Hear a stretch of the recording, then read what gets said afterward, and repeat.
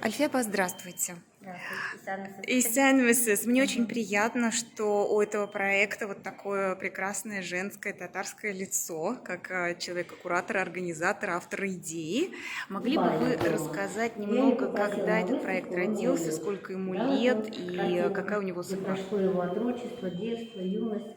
Он всегда с такой теплотой. Значит, ну все очень, всегда какие-то дружеские отношения у творческих людей, они рождают вот такие проекты, которые потом имеют жизнь. Я, в принципе, знала Владимира Юрьевича, знала о том, что у них вот такая коллекция, и как-то я ему предложила, что, Владимир, давайте мы из вашей коллекции создадим выставку «Лики России». Вот. Я приехала к нему в город Кимры, там хранится часть коллекции. Вот, мы выбрали 40 картин, которые вот вы представили на этой выставке. И первое, что я ему предложила, давайте выставим их в Казани. И мы как-то созвонились в Казани с Домом дружбы народов Татарстана. И сразу эта выставка, она какую-то счастливую судьбу стала иметь, потому что это совпало объявлен годом родного языка и народов Татарстана. И вот это все совпало с таким большим праздником, и при таком большом количестве тех, кто живет в Татарстане, гостей, мы открывали эту выставку. Владимир Ильич купил ее в Чечне, Асуханова, «Осень в горах». Представьте себе, что полыхает вся Чечня, война, а художники рисуют вот эту красоту, потому что художники, они обладают иновидением, они все равно мечтают о том, чтобы был мир. И так все случилось. Сегодня вот такая же осень уже в мирной Чечне. В смысле, я служу теме судьбы, у меня очень много выставок, творческих проектов. Это один из моих проектов, которые я веду. Ну, вот просто я вот один раз решила сделать, а видите, это уже 5-й раз. Уже и 6-й раз Петербург, и 7-й раз Архангельск. Это и еще как-то вот она бесконечно просматривается. В смысле, она живет какой-то своей жизнью.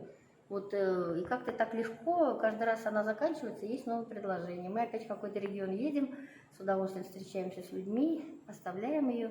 Вот все смотрят с удовольствием эти картины. Но на самом деле они очень такие... Ну, смотрите, какая зима красивая, правда? Да. Потрясающая зима. Уважаемые коллеги, я хочу сказать, что в каждом государстве есть несколько основные составляющие. В нашем государстве это российский народ, это православие, которое собрал вокруг себя других конфессий, это русский язык, который нас всех объединяет, это бесконечные поля, бесконечные леса и, конечно же, кристальные чистые озера нашей многонациональной России. Хочу сказать, что семья Зориных с этой художественной выставкой объездили несколько регионов. Я в несколько регионах вместе с ними был. Хочу сказать, что и в Тверской области, и Республика Татарстан, и здесь, в Москве, всегда находят такой добрый, хороший отклик. И каждая картина – это наше отражение, это наше богатство. Хочу сказать, что вы подаете нам очень хороший, добрый пример. Мы тоже начали собирать картины, так что есть у вас тоже последователи. Так что будем прославлять нашу великую Россию. Спасибо вам. Вот, а потом эту выставку сразу запросил Башкортостан, был Нестеровский музей. Потом она поехала в Бузулукский район. В Бузулукском районе прекрасная галерея Малявина. Мы ее торжественно открывали там, потому что Бузулукский район, он очень богатый на историю. Там жил и родился Карамзин, там жили Державины, Аксаковы, Высоцкого Владимира в 3-летнем возрасте привезли в эвакуацию. И когда ему было 6 лет, он первый раз взял в руки гитару. Поэтому она такая благодатная земля, и мне было очень приятно, что это южный форпост России, и вот такая красивая выставка приехала туда. После этого выставку запросил город Бузулук. И вот буквально вчера я ее привезла из Бузулука, эту выставку. Сегодня мы ее открыли в Общественной палате Российской Федерации. Дальше у нас Санкт-Петербург, уже попросил Архангельск. В смысле, какая-то очень интересная, она путешествует. Передвижная Она выставка. путешествует, Да. и приятно, что она путешествует, и в каждом регионе, где открытие, проходит круглый стол. Роль художественного творчества в укреплении духовного единства нации. И очень приятно, что на эти круглые столы со всех регионов приезжают люди, читают потрясающие доклады, что все-таки искусство, оно нас всегда объединяет, оно нас взывает к каким-то высоким целям, пробуждает в человеке такие вот хорошие помыслы. Это очень приятно. Она будет представлена, конечно, в виде электронных копий, для того, чтобы ими могли, собственно говоря, любоваться люди, которые находятся как в местах лишения свободы, так и, в принципе, люди, которые находятся далеко от Родины. Потому что это тоже, ведь, по большому счету, очень важно. Это вот та скрепа, которая нас соединяет. И мне кажется, что сегодня у нас вот эти слова звучат, они как раз четко характеризуют наше с вами активное отношение к формированию культурной жизни вокруг себя, да и в целом жизни. Потому что действительно хорошо здесь сегодня прозвучало, что несмотря на сложность периода, мы все равно стараемся не забывать наши корни. И очень приятно, что Владимир Юрьевич, что его семья, они так много для этого делают. И то, что Владимир Юрьевич сегодня выдвинул тезис, кстати, я его уже слышал от него, я считаю, что мы это должны взять себе за правило. Один художник, мужики с ним можно видеть, и, соответственно, им уже можно и заказать картины.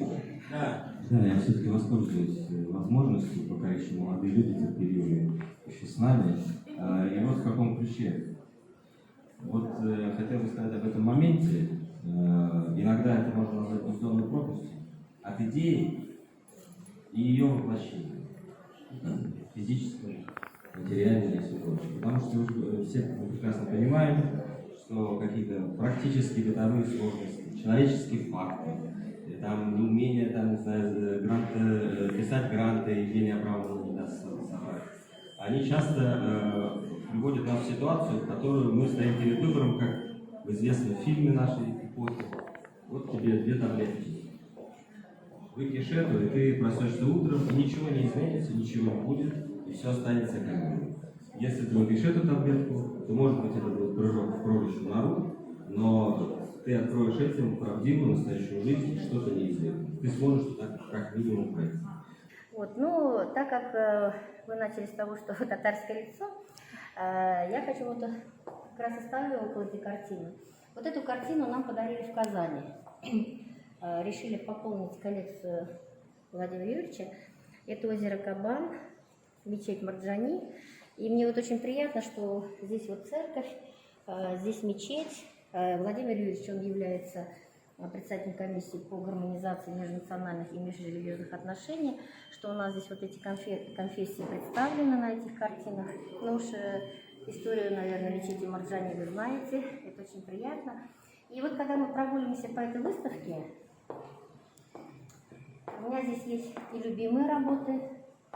Вот, например, вот эта работа Давиденко называется «Околица».